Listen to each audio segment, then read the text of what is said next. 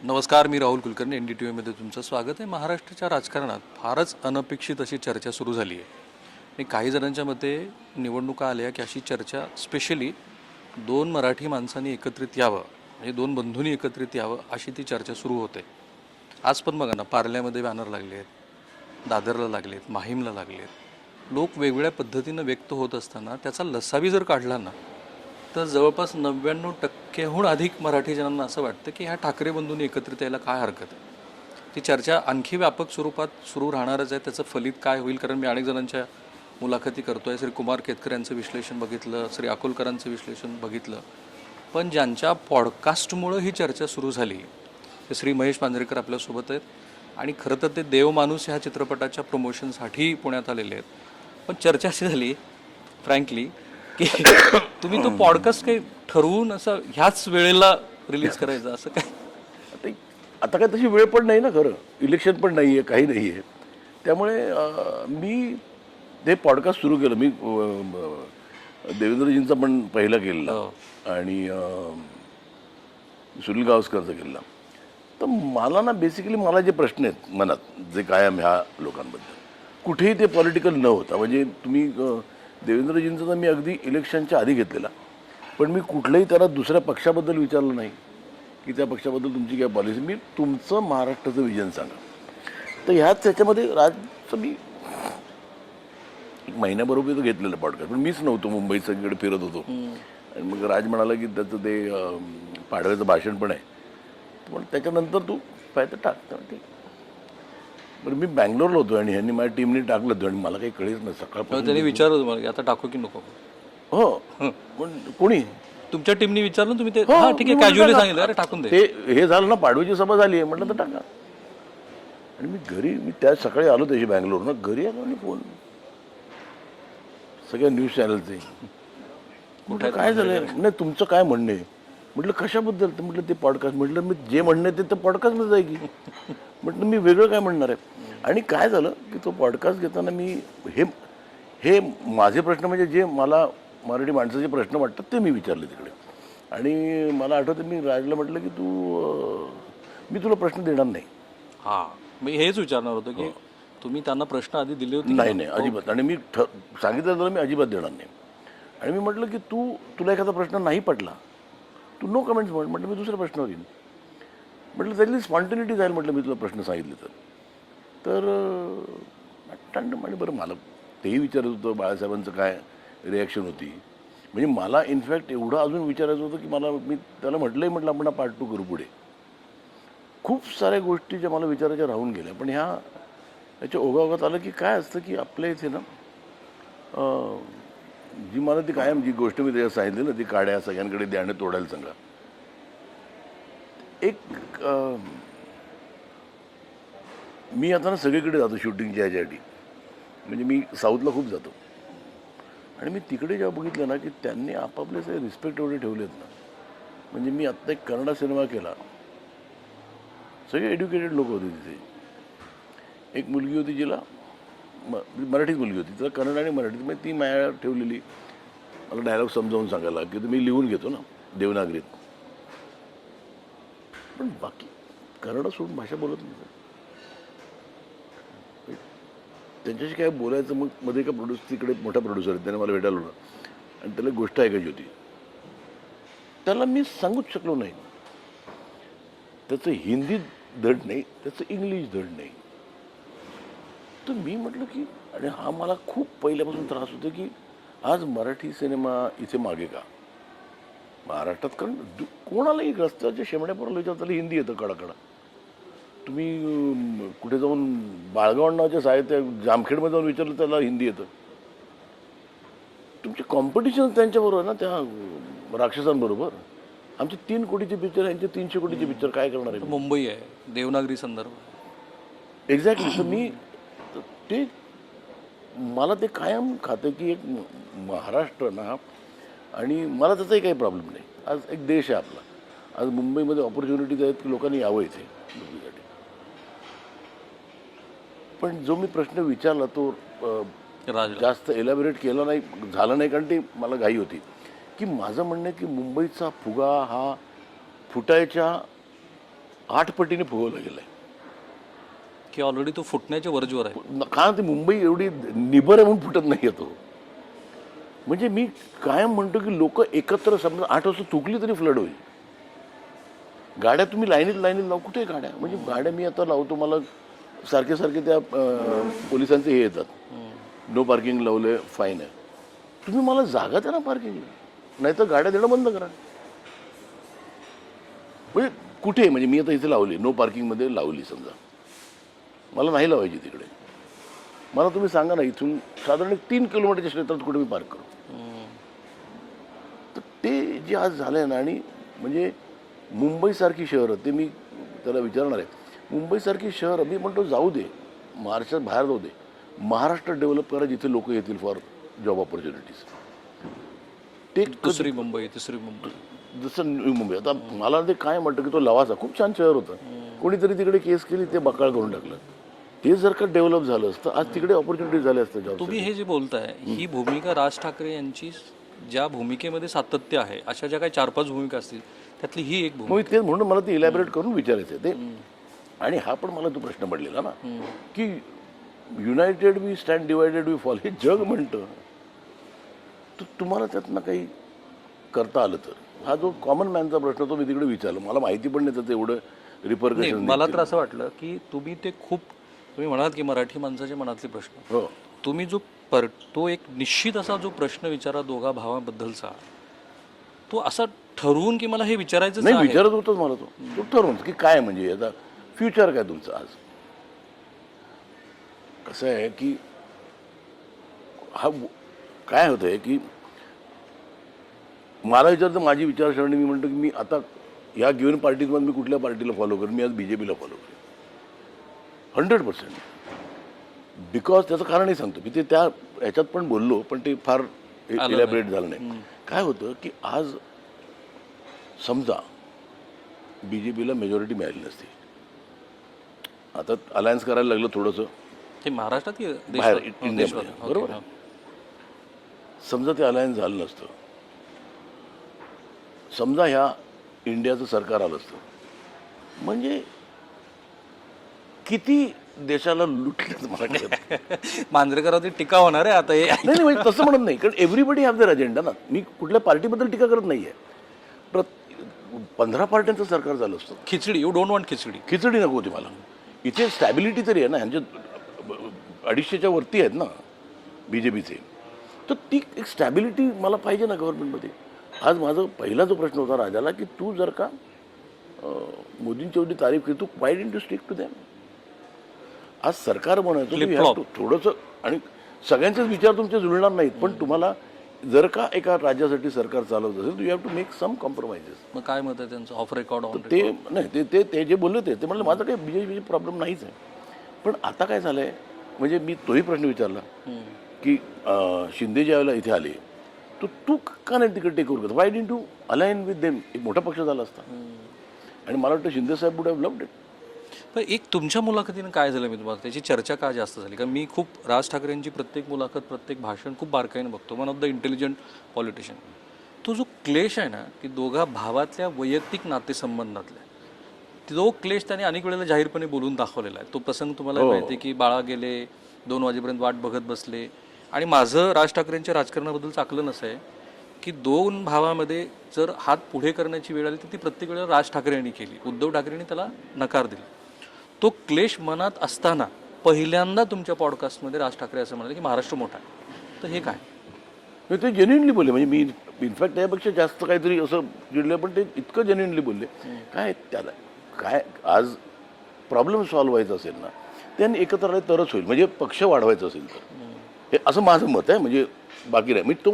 मी कसं बघतो, तो राज माझा मित्र एक तर, आणि माझा आवडता पॉलिटिशियन, त्याने कसं मेनस्ट्रीम पॉलिटिक्समध्ये यावं, तर त्याला काय काय सोल्युशन्स आहेत. BJPवर जायचं, अलाइन करायचं. दुसरं शिंदेसेना, आणि त्यांचे संबंध पण चांगले आहेत, तो जर का अलाइन झाले असतं ती एक स्ट्रॉंग फोर्स झाला असता. तिसरा होता भावाबरोबरचा. समवेअर काही ना काही करून राज ठाकरे यांनी मेनस्ट्रीम पॉलिटिक्समध्ये येणं खूप गरजेचं आहे, जिथे एक डिसिजन मेकिंग पॉवर. आणि मला आज म्हणजे मला काही पॉलिटिशियन्स आवडतात जे सक्रिय आहेत आणि जे काय म्हणतात त्याला तसे प्रत्येक पॉईंटवर म्हणजे मला फडणवीस का आवडतात कारण ही आता बोटावर काही प्रश्न विचार त्यांना इंटेलिजंट काय भयंकर आणि कधी म्हणत नाही की मी ह्याचं उत्तर देतो नंतर तिकडल्या तिथे त्यांनी मी जे प्रश्न त्याला मागे विचारलेले every question had an answer and I was convince absolutely की हा माणसाला फोकस आहे काय करायचं असं. शिंदे कसे हार्डवर्किंग आहेत सी आत्ता सध्या आपल्याकडे आणि all sudden done what ever it is Ajitdada हे पॉलिटिशियन म्हणून खूपच पुढे आहेत खूपच म्हणजे काय म्हणतात त्याला डिसिजन ड्रिव्हन माणूस कोण असेल ना पॉलिटिक्स मला अजितदादा वाटतं त्यांना फार डिले आवडत नाही. बाकी पॉलिटिकल त्यांची आयडियोलॉजी मला पटतात की नाही माझं घेणं देणं वेगळं. पण एक अडचण जी मला तुमच्याकडनं समजून कारण तुम्ही राज ठाकरेचे खूप जवळचे मित्र आहात तो एक भाग आहे. ह्या दोघांच्या नातेसंबंधामध्ये कुटुंब हा एक फॅक्टर आहे अँड युअर अवेअर अबाउट दिस. मला काय म्हणायचं हो हो तर ते कौटुंबिक कलह जे आहेत ते वाटतं तुम्हाला की ते दूर होऊ शकतात आणि ते काय आहे जे तुम्ही समजून घेतलंय कारण आता महाराष्ट्र तुम्हाला बघतोय. म्हणजे कसं आहे माहिती ना माझं एक म्हणणं असतं कायम you cut your nose to spite your face. अरे तुमचंच नाक आहे ना आणि तुमचा चेहरा आहे ना म्हणजे काय म्हणतात त्याला तुला नाही मला नाही घाल कुत्र्याला अशी टिपिकल म्हणणे ना ती नको होऊ दे ना.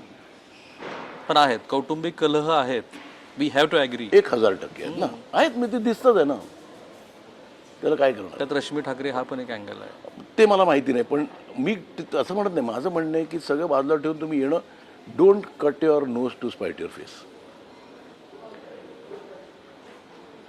ॲडव्हान्टेजेस आणि डिसएडव्हान्टेजेस जर का तुम्ही तोललेत ना तुम्हाला कळायला पाहिजे ना की what is right for you. तुमच्या मते ते दोघं एकत्रित आले तर ॲडव्हान्टेजेस काय आहेत आणि खूप डिसएडव्हान्टेजेस आहेत काय ना अख्खा महाराष्ट्राला ती इच्छा आहे ना एक तुम्हाला एक जमाव पण मिळतो बघ नाही त्याच्यानंतर तुमचं काम बोलेल म्हणजे तुम्हाला काय करायचं. सी आज it is not a easy thing ना म्हणजे मी पॉलिटिक्समध्ये होतो पण मी बाहेर पडलो कारण मी खूप मुफट आहे. तुम्ही बरं ठीक आहे तर मग मला म्हटलं माझं होणार नाही माझी बायको you are not politically correct. ते मी मला बायको बोल तू नको जाऊ तुला ते कळत नाही म्हटलं ठीक आहे. पण प्रॉब्लेम हा आहे की मी ते फॉलो करतो ना. आज BJP वॉज अ काय म्हणतात त्याला सेकंडची पार्टी ना Shiv Sena was a bigger party लहान भाऊ मोठा भाऊ मोठा भाऊ. बाळासाहेब आज BJPने केवढं प्रोग्रेस केलं आहे just because they are organise they know what to do. तुम्ही फक्त इमोशनवर नाही राईड करू शकत तुम्हाला तिथे रिझल्ट दिसणं खूप गरजेचं आहे. पण तुम्हाला असं नाही वाटत की राज ठाकरे हे जरी बुद्धिमान उत्तम वक्ते असले तरी त्यांचं आता ते शरद पवार तर त्यांच्यावर नेहमीच टीका करतात 12 वाजता उठणं वगैरे. ते जे संघटन कौशल्य आहे ते फार कमी आहे. ऑन द कॉन्ट्ररी उद्धव ठाकरेकडे संघटन कौशल्य नाही उत्तम नाही तेच म्हणतो तुमचे स्ट्रेंथ्स घेऊन एकत्र या हे स्ट्रेंथ आणि हे स्ट्रेंथ घेऊन एकत्र या ना तर काहीतरी होईल. जसं मी ना एकदा अजितदादांना भेटायला गेलो तर मला अजितदादांनी अपॉइंटमेंट दिली 7ची सकाळची. तर मी ठीक आहे मला 6:20ला त्यांच्या सेक्रेटरीचा फोन आला की दादा बसले तर तुम्ही कुठे आलात. तर आय वॉज इम्प्रेस म्हणजे 7:30 आतमध्ये गेलो 6:45ला माणूस फ्रेश ॲज अ डेझी बसलेला आणि ही वर्क्स लाईक अ मॅडमॅन. हे कुठेतरी आता ह्या ॲडव्हान्टेजेस राज्याचे वेगळेच स्ट्रेंथ्स आहेत पण ते येतील की पण काहीतरी एक पॉवर नाही की माझं म्हणणं आहे की एकदा तरी त्याला चान्स द्यावा. आपण नाहीतरी छोट्या छोट्या गोष्टींसाठी जातो ना त्याकडे म्हणजे आज माझे सिनेमावाले गेले की त्याकडे जातात काही झालं की त्याकडे जातात आज आणि ही इज ऑलवेज देअर. मला म्हणणं की एकदा काही करतो तू BJP बरोबर जा सरकारात ये तू शिंदे बरोबर एकत्र या सरकारात ये किंवा तू उद्धव आणि तुम्ही एकत्र या सरकारमध्ये काहीतरी तू करणं गरजेचं आहे. मला मी एक थेट प्रश्न विचारतो जो मनसेच्या कार्यकर्त्यांना आवडणार नाही पण ते उत्तर तुम्हीच देऊ शकता की ह्या सगळ्या फ्लिपफ्लॉप्समुळे वेगळ्या भूमिकेतल्या राज ठाकरे एक अयशस्वी राजकारणी बनण्याकडे चाललेत असं तुम्हाला वाटतं. I have a immense respect for आज मी म्हणतो आजची स्टेज अशी आहे ना आता इथून तो राईजच होणार आहे. ती स्टेज गेली ती आता झाली आता इथून हळूहळू ना काय आहे त्याचे पॉईंट्स ना सगळ्यांना पटायला लागलेत.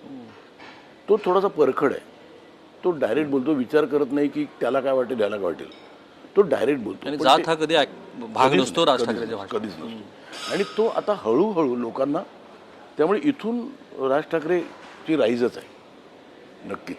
सगळ्या तुमच्या पॉडकास्टमध्ये, कारण हल्ली तो फार महत्त्वाचा मुद्दा आहे, body language of Raj Thackeray, whether you see की ते खूप सकारात्मक खूप पद्धतीनं सकारात्मक होते. दोघं भाऊ एकत्रित येण्याच्याबद्दल पण ते सकारात्मक आहे. ते मला माहीत नाही, ते उत्तर मी मी एक्सपेक्ट करत नव्हतो, मी काहीतरी अजून एक्सपेक्ट करत होतो, पण हेच दिल्यावर मी आवाज तुम्हाला आश्चर्याचा धक्का बसला? हो हो, कारण इतकं तो इझिली बोला. पण बॉडी लँग्वेज त्याची ना आता खूपच पॉझिटिव्ह झालेली आहे. आधी पेशन्स पण आलेलं आहे त्याच्यात, आधीसारखं हे नाही आहे काय, थोडंसं एक पेशन्स आलेलं आहे आणि मला वाटतं की इथून राजचा राईज सुरू होईल. मुलाखती शेवटच्या भागात आहोत. दोघं एकत्रित आले, कारण तुम्ही मराठी माणसाचा मुद्दा मांडलाय, चित्रपट पण तसेच केले, काय होईल? मुंबईत काय होईल? चांगलं ठाण्यात काय केलं, होईल? चांगलं केलं तर चांगलं होईल. कशी आपला जो वोटर्स आहेत ना, अनफॉरगिव्हिंग आहे. तो तुम्हाला डोक्यावर घेईल, पण तुमचं नाही जमलं तर तो खाली पण टाकेल. पण जर का पॉलिसी चांगल्या राबवल्या, माझं म्हणणं आहे की माझा एक मी खूपच म्हणजे जरा अतिच आहे, मी महाराष्ट्र का नसावं? म्हणजे तुम्ही आता कर्नाटकचं उदाहरण दिलं ना. मी तेच म्हणतो ना, अति आहे. मी सिनेमाच्या बाबतीत पण म्हणतो ना, माझा राग काय आहे की आपण अशा राज्यात आहोत जिथे सिनेमा जन्माला घातला मराठी माणसांनी. म्हणजे फाळकेंचं तर father of the Indian cinema आहे, पण व्ही शांतारामचं कॉन्ट्रीब्युशन इज इमेन्स. म्हणजे 37-39 साली तुम्ही माणूस आणि कुंकूसारखे पिक्चर बनवता, तुम्ही पडोसी बनवता, तुम्ही डॉक्टर अमर कोटणीस की कहाणी, म्हणजे डॉक्टर कोटणीस की अमर कहाणी. तर ते हा माणूस केवढा विजन. बरं, हे आत्ता पॅन इंडिया करतात हे साऊथवाले, यांनी कायम मराठी हिंदीमध्ये पिक्चर केले. म्हणजे माणसाचं विजन तेव्हा होतं. आज चला आपली हालत महाराष्ट्रात मराठी सिनेमाची. माझं म्हणणं आहे, पण ते म्हणून ना मी आज जेव्हा छावा चालला ना, म्हणजे आणि हे महाराष्ट्राला खिसगिंटीतही घडत नाही. त्यांना वाटतं काय होत आहे असं, मग यातनं म्हणजे मराठी सिनेमांना महाराष्ट्रातल्या हां ते तुम्ही पण त्याला तसा प्रेक्षक पण नाही. आता तेच ना म्हणतो की आता काय झालं आहे की महाराष्ट्रातनं मला एक माणूस पाहिजे ज्याने ठरवतं की मी 100 कोटीचा पिक्चर बनवेन, तो 200 कोटी कमवेल. जसा कन्नडा सिनेमा मेला होता, एक कोणीतरी KGF केला 50 कोटीचा, आणि तो सिनेमा जो उठला KGF 1 KGF 2 कंटारा, आता तर तिकडे सगळेच पिक्चर 25 कोटीचे होतात. कन्नड स्पेन एक्स्पेशली, म्हणजे या तमिळ, तेलुगू, कन्नडा, मल्याळममध्ये कन्नडा वॉज लाईक मराठी.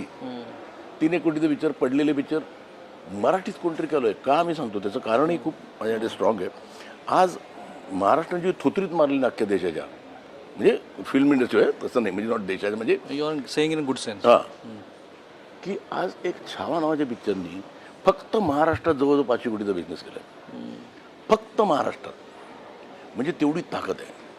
तर आज एक चांगला मराठी पिक्चर बनला समजा एक 100 कोटीचा, तो 100% पैसे रिकवर करेल. तो एक picture will bring a Kranti in the film industry. तर मी, आणि ते कसं करता येईल, म्हणजे आज विकी कौशलचे 5 पिक्चर फ्लॉप झाल्यानंतर त्यांनी छावा केला. छावा त्याच्यामुळे नाही चालला, छावामुळे चालला. अर्थात संभाजी महाराज आहे तिथे, सगळा बरोबर ह्युमर आहे सगळं. म्हणजे आता तो जमाना पण गेलाय. आता आज एक लापता लेडीज चालतो, जी माझी छाया कदम थोतरीत मारते सगळ्यांच्या. अगदी ती आज जाऊन कान्समध्ये साडी नथ घालून मिरवते, मला त्याचा जास्त आहे.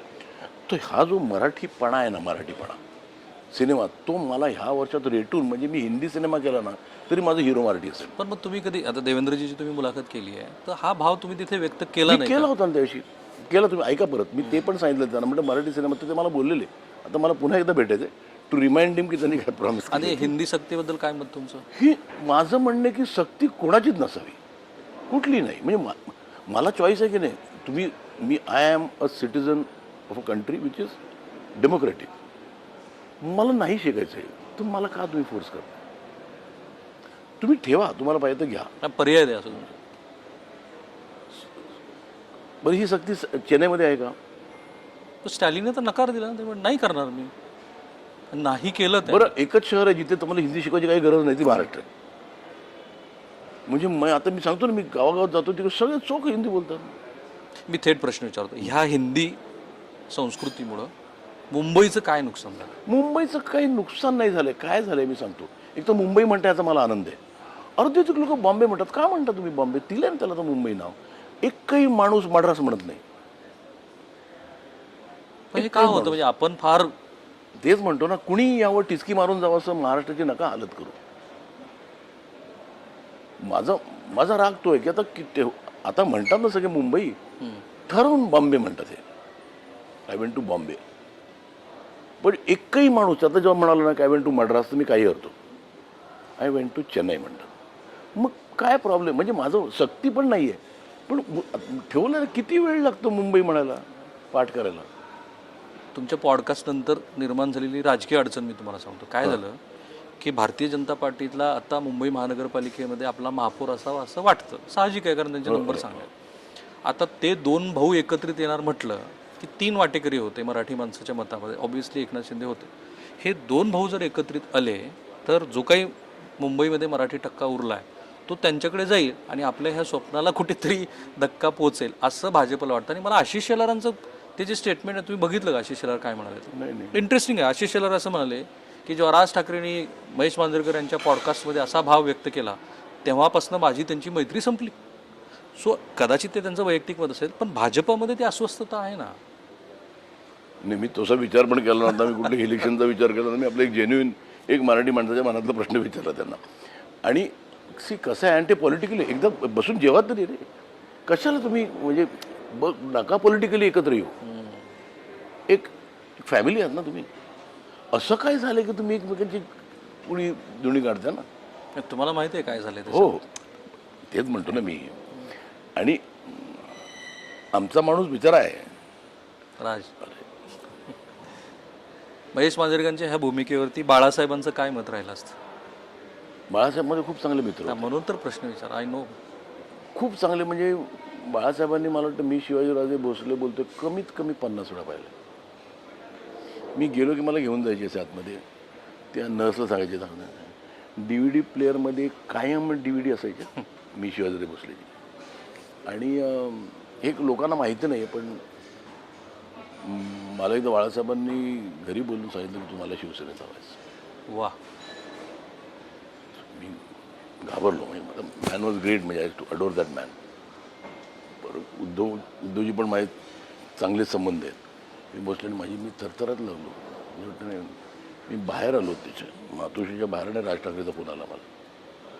म्हणजे मी तिकडे आहे आतमध्ये, ते सगळं तिथून तिकडे जात होतं. तर मला राजा म्हणणं म्हटलं, नाही रे राजा, मी कधी, तू माझा मित्र आहेस रे.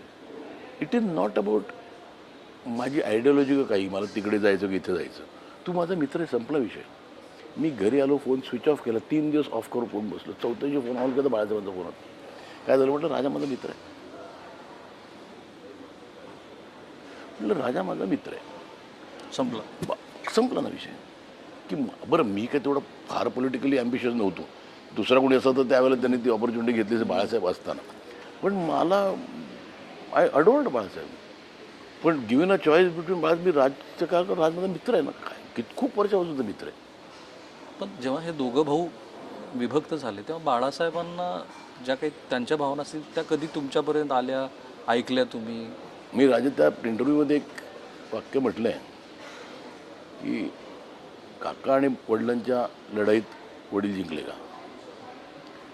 आणि ही पण हा प्रश्न बाळासाहेबांसाठी पण होता ना की पुतण्या आणि मुलाच्या वारसा निवडण्याच्या ह्याच्यामध्ये तुम्ही मुलाला प्राधान्य दिलं. सगळ्यांना माहिती होती की नाही काका आणि वडिलांच्या, तुमचा प्रश्न ॲप्टच आहे तो. वडील जिंकले काका त्या कॉन्टेक्स्टमध्ये. आणि हे त्रिवार सत्य आहे ना, हे हिस्ट्री आहे, इतिहासच आहे तो, महाभारत कालखंडापासून. पण कधी बाळासाहेबांनी काही शेअर केले? नाही. मला ते बोलले, अरे तू ये माझ्यावर बस, सांगतो राजा काही नाही. म्हटलं मी नाहीच, राजा माझा मित्र आहे. I can't. बरं म्हटलं, मला काय पॉलिटिकली एवढं पण हे नाही आहे. म्हटलं ते नाही. तुम्ही जे एकेरीवरती राज ठाकरेंना राजा वगैरे म्हणता, तर ही मैत्री कशी आहे तुमची, कधीपासून? म्हणजे माझी मैत्री सांगतो की मी ना माझ्या लग्नाच्या वेळेला मी ते असं लक्षात घेतो की त्यासाठी मी एक रॉ सिल्कचं शर्टचं कापड आणलेलं. त्यासाठी मी लग्नाला गेलो, म्हणजे लग्नाचं खरेदी करायला बँगलोरला. म्हणजे 40 वर्ष झाली, 85-86. आता ह्या मुलाखतीत अगदी शेवटच्या भागात ह्या सगळ्या तुमच्या ह्या पॉडकास्ट नंतर जी काही चर्चा महाराष्ट्रात सुरू झाली आहे त्या चर्चेला जे प्रत्युत्तर म्हणून त्या कामगार सेनेच्या मेळाव्यात उद्धव ठाकरे बोलले आणि त्यांनी ज्या अटी घातल्या त्या तुम्हाला मान्य आहेत? म्हणजे तर मी तुम्हाला काहीच ऐकलं मी नाही. सांगतो तुम्हाला ते असं म्हणाले नाही नाही ऐका ना, कारण त्यात तुमचं मत महत्त्वाचं आहे, कारण तुम्ही त्या दोघा भावांना ओळख. ते असं म्हणाले की मग राज ठाकरेंनी आपल्या घरी ह्यांना बोलू नये, त्यांच्याबरोबर असं डायस करू नये, असं शेअर करू नये, ह्यांना बोलून गोंजारू नये वगैरे.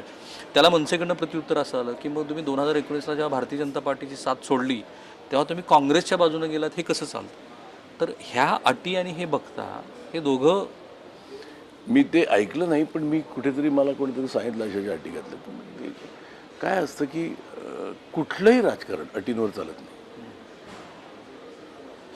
तुम्ही कसे तुमचे डिफरन्सेस सॉर्ट आउट करता हे गरजेचं असतं. तुम्ही जेव्हा काय रिजिड राहिलं तर काही होणार नाही, काही होणार नाही. कारण ते इट इज नॉट, जसं राजा ऑलवेज म्हणतो की टाळी एखादं नाही वाजत. दोन्ही होतं.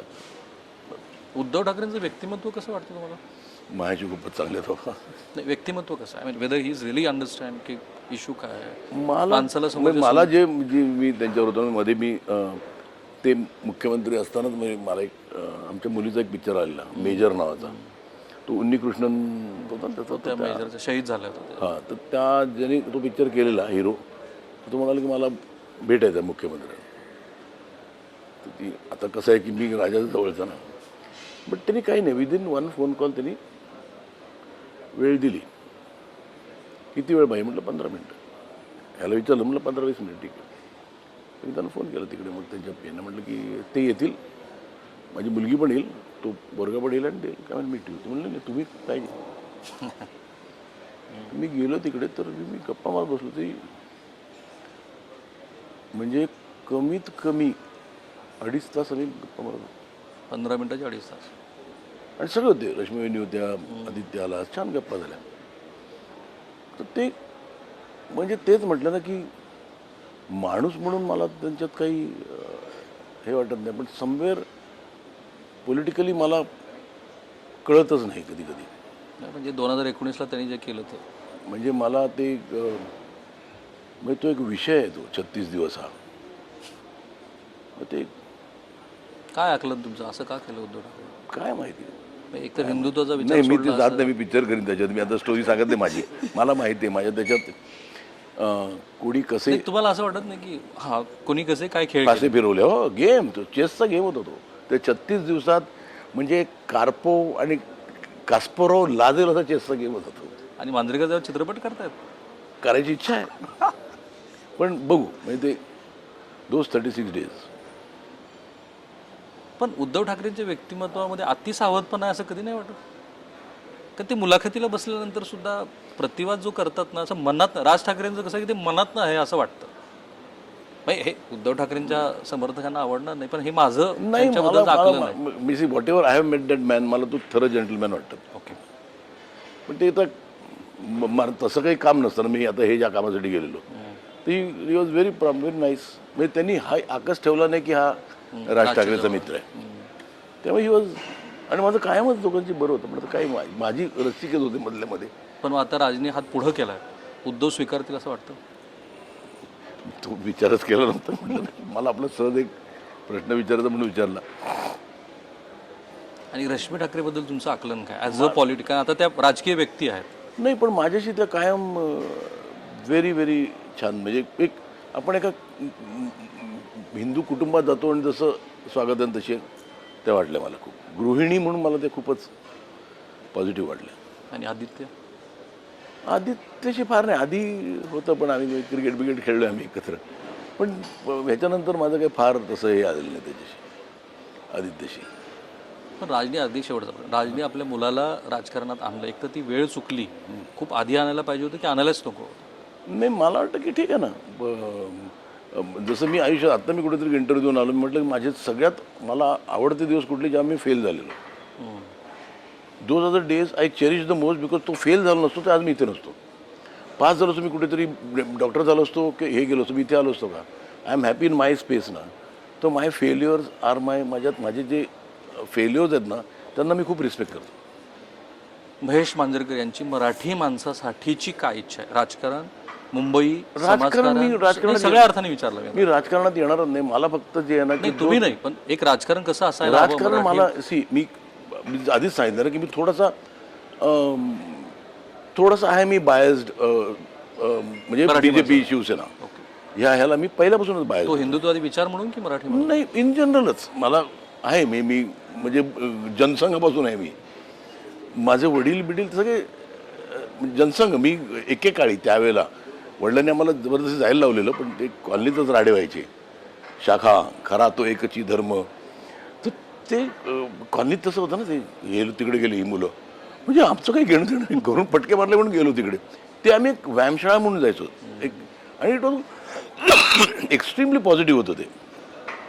पण there was a group in the colony जे म्हणायचे हे नाही, यांच्याकडे जायचं नाही, मग ह्या मुलांशी बोलायचं नाही. ह्याच्यात आमची घरी वडील सांगायचे जा तिकडे. बरं, वडिलांना पण ते एक एक्सरसाइज आहे ना त्याला, ती लाठीकाठी शिकून ते. तर ते पहिल्यापासून आम्ही जनसंघी आहेच की मी, म्हणजे वडील असल्यामुळे ते राहिलं. अँड समवेअर आय फील की का नाही थोडंसं प्रोटेक्शन असावं की. म्हणजे मी उद्या असं म्हणणार नाही ना की मी आय विल नेवर से की हा मुस्लिम आहे, कधीच नाही. पर मी मला एक म्हणायचं की महाराष्ट्रात राहण्यात सगळ्यांनी जेव्हा विचारतात ना त्यांना तुम्ही कोण, आता महाराष्ट्रीयन सांगायला काय वाईट वाटतं. तुम्ही गुजराती आहात आम्हाला काही म्हणणं नाही. मी कोण आहे, मी महाराष्ट्रीयन आहे. मी महाराष्ट्राचा म्हणून महाराष्ट्रीयन, मराठी बोलतो म्हणून नाही की काही नाही. पण हा जो स्पिरिट जर का इथे आला ना तर महाराष्ट्र भारी पडेल. मुंबईचं काय होईल? मुंबईचं मला असं वाटतं की either a calamity or an epidemic can save Mumbai. Thank you so much. फक्त एक जाता जाता राज ठाकरेंचा अमिताभ बच्चनबरोबर वाद झाला होता. नंतर त्यांनी अमिताभ बच्चनना स्टेजवरती बोलून अक्षरशः त्यांचे काय जे जे ग्रॅटिट्यूड आहे तो दाखवला. तर ही लोक मराठी का शिकत नाहीत फक्त आमिर खान सोडला तर? अमिताभ बच्चन शिकतो की मी तो पिक्चर केला ना ज्यावेळेला विरुद्ध, तेव्हा तो मला म्हणून मेरा नाम क्या है, म्हटलं विद्याधर पटवर्धन, मैं मराठी में डायलॉग हूँ. म्हटलं नाही नको, मैं मराठी हूँ. म्हटलं एक डायलॉग का म्हणली तू मराठी, म्हणजे म्हटलं तू मराठीत बोलशील ना, तुझी बायको पण मराठी, मुलं पण मराठी आहे, तू हिंदीत का बोलतो, मेरे को समजा नाही तो क्या बोलणे काय. हे आमिरचं झालं, अमिताभ बच्चन. मी म्हटलं तुम मराठी में बोल रहे हो, मैं हिंदी में सुन रहा हूँ, तुम्ही सगळे मराठीत बोलताय. For the sake of my audience आम्ही हिंदीत ऐकतो, त्यामुळे एखादं वाक्य नको बोलू. आणि म्हटलं तू एकदा बोललेलास त्या रामूच्या फिल्ममध्ये लोणच्या दे, म्हटलं लोणच्या नाही आहे ते लोणचं आहे. तो म्हटलं हसायला लागेल, म्हटलं नको. पण ही इज तसा तो. मी एक सचिन तेंडुलकरच्या वडिलांचं कवितेचं पुस्तक मी लंडनमध्ये आम्ही प्रकाशित केलं. त्यावेळेला त्यांनी त्याची इथे सांगितलेलं प्रस्तावना केली, लिहून मला आणायला सांगितलं मराठीत, प्रोनाऊन्सिएशनसाठी बसवलं आणि पाठ करून केलं. मी पाठवून ते पाहिजे. Sir thank you so much. मनापासून बोलत मला वाटतं तुमच्या ह्या पॉडकास्ट आणि सगळ्या प्रेक्षकांना विनंती, श्री महेश मांजरेकर यांचं जे पॉडकास्ट आहे यूट्यूब चॅनल केलं आहे थिंक, हो, ते जरा बघा, लाईक्स करा. कारण बऱ्याच पॉलिटिशियनच्या महत्त्वाच्या अतरंगी असलेल्या आपल्याला माहिती नसलेल्या अशा अनेक गोष्टी या पॉडकास्टमधनं बाहेर आहेत. नाही, मला फक्त प्रत्येकाला तेच विचारायचं, तुमचं महाराष्ट्राचं vision, not one political party. म्हणजे आज मला आशिषजींची घ्यायची, मला शिंदेसाहेबांची घ्यायची, मला अजितदादाची घ्यायची, की तुमचं विजन काय पॉलिटिकल, तू पार्टीचे डिफरन्सेस काय असतील तुमचे ते बाजूला ठेवा. महाराष्ट्राबद्दलचं तुमचं. कॅमेरामन निकेतन मानेसह मी राहुल कुलकर्णी, NDTV मराठी, पुणे.